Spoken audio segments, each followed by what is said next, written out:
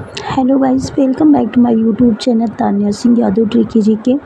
आपको पता है इस समय चल रहा है जियोग्राफी का टॉपिक। और आज की जो टॉपिक है बहुत ही इम्पोर्टेंट टॉपिक है, जो आपके हर एग्ज़ाम में आपको ये क्वेश्चन इससे रिलेटेड क्वेश्चंस देखने को मिलेंगे।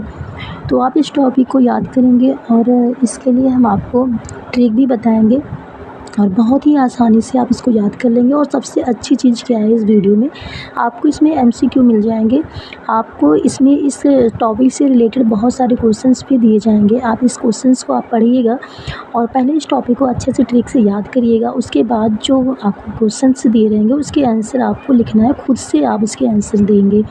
तो आप इस टॉपिक को ज़रूर पढ़िएगा, पूरी वीडियो स्किप मत करिएगा, वीडियो को पूरी देखिएगा ताकि आपको ये टॉपिक अच्छे से समझ में आ जाए। तो आज की जो टॉपिक है आप देखेंगे भारत की मिट्टियों के बारे में है। तो जो टॉपिक है भारत की मिट्टियाँ हैं, तो इसकी ट्रिक सबसे पहले आप देखेंगे। ट्रिक है मैं जल पी के वन से छाल लाया। मैं जल पी के वन से छाल लाया, ये आपकी ट्रिक है। आप इसको याद कैसे करेंगे? तो मैं से हो जाएगा मरुस्थलीय मिट्टी, जा से हो जाएगा जलोढ़ मिट्टी, ला से हो जाएगा लेटराइट मिट्टी, पी से हो जाएगा पिटमय और ज मिट्टी या फिर इसको पर्वतीय मिट्टी भी कहते हैं। के से हो जाएगा काली मिट्टी, वन से हो जाएगा वनीय मिट्टी, छाल से हो जाएगा क्षारीय मिट्टी या कछारी मिट्टी, लाया से हो जाएगा आपकी लाल मिट्टी। तो ये भारत की इतनी प्रमुख मिट्टियाँ हैं जिससे रिलेटेड क्वेश्चन आपको एग्जाम में देखने को मिलते हैं। तो सबसे पहले आप इसको देखिएगा कि एग्जाम में क्वेश्चंस किस प्रकार के आते हैं। तो आज हम एमसीक्यू ढेर सारे लेकर आए हैं, तो आप इसको अच्छे से पढ़िएगा। अगर आपको मिट्टियों के बारे में याद हो गया होगा तो आप अगर एमसीक्यू पढ़ेंगे या क्वेश्चंस जो हम आपको क्वेश्चन आंसर बताएंगे, अगर आप इसको भी ध्यान से देखेंगे तो आपके बहुत सारे क्वेश्चंस मिट्टी से रिलेटेड तैयार हो जाएंगे। और इससे बाहर आई थिंक मुझे लगता ही नहीं कि इससे बाहर कोई क्वेश्चंस आपके एग्जाम में देखने को मिलेगा। तो सबसे पहले आप पहला क्वेश्चन देखेंगे। पहला क्वेश्चन है मिट्टी भारत के कितने प्रतिशत भाग पर पाई जाती है? तो आप देखिएगा मिट्टी भारत के कितने प्रतिशत भाग पर पाई जाती है, तो 22%। ये आप आंसर याद कर लीजिएगा, 22% भाग पर आपकी मिट्टी पाई जाती है।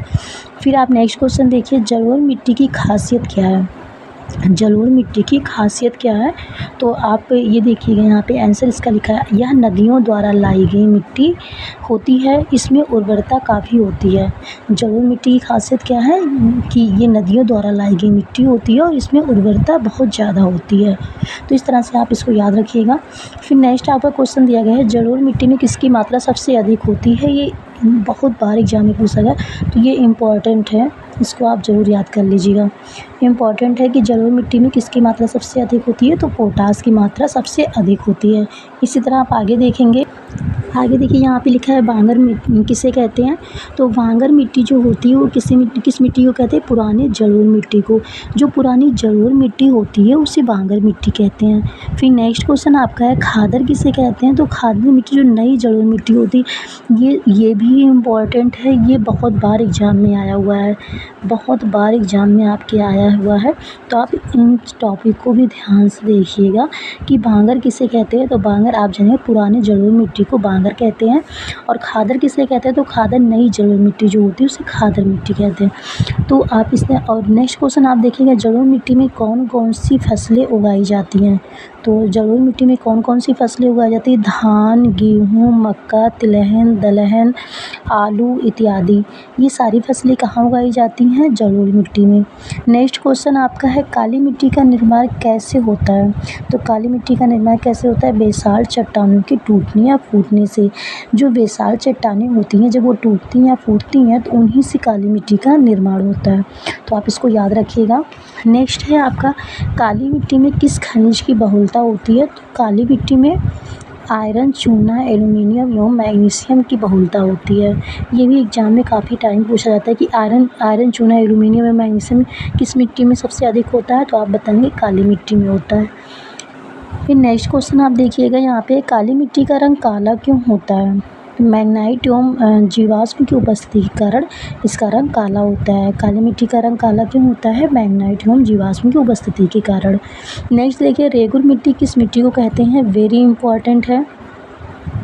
ये भी कई बार क्वेश्चन पूछा गया एग्जाम में। तो रेगुल मिट्टी किस मिट्टी को कहते हैं? काली मिट्टी को कहते हैं। काली मिट्टी को रेगुल मिट्टी कहते हैं, इसको याद रखिएगा। नेक्स्ट है कपास की खेती कौन सी मिट्टी कपास की खेती के लिए कौन सी मिट्टी सबसे ज़्यादा उपयुक्त होती है? तो आप देखिएगा काली मिट्टी। ये भी बहुत ज़्यादा इम्पॉर्टेंट टॉपिक है, ये काफ़ी बार एग्जाम में देखने को मिला है। कपास की खेती के लिए कौन सी मिट्टी उपयुक्त होती है? तो काली मिट्टी। तो आप और भी क्वेश्चंस मैं आपको लेकर आऊँगी, लेकिन अब ये वीडियो बड़ी हो जाएगी, इसलिए नेक्स्ट वीडियो में आपको देखने को मिलेंगे। तो आप अगर वीडियो अच्छी लगे तो लाइक शेयर एंड कमेंट करें और चैनल को सब्सक्राइब करें। Thank you.